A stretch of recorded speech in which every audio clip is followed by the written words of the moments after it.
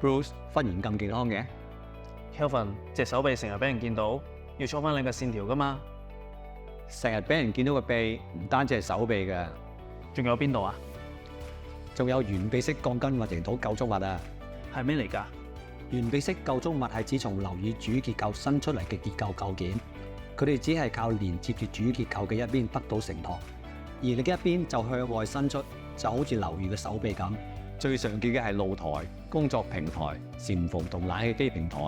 如果支撐點有任何失效，就可能導致整個圓臂式結構即時倒塌。所以屋宇署發出嘅作業守則入邊呢，就列出咗圓臂式構築物嘅設計同施工嘅要求。咁即係跟足守則要求建造就冇問題啦。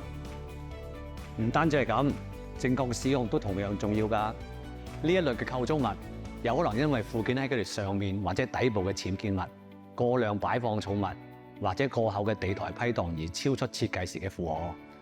當排水渠淤塞引致嘅積水會加重構築物嘅負荷，同時有機會透過表面嘅微細裂縫滲入內部而導致鋼筋受蝕。就算冇不正當嘅使用，混凝土用耐咗都會出現老化，而導致混凝土剝落同鋼筋受蝕等各種問題。咁平時仲有乜嘢要留意啊？除咗正確嘅使用，平日仲要確保呢類構築物嘅排水系統正常，避免積水，同埋留意有冇滲水嘅跡象，要減慢混凝土老化嘅情況。安排適時嘅維修同埋保養工程都同樣重要㗎。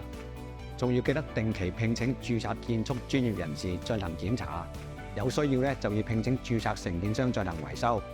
想安全有備無患，留意多啲就安心得多啦。梗係啦。嗱，我嘅嘢要 fact check。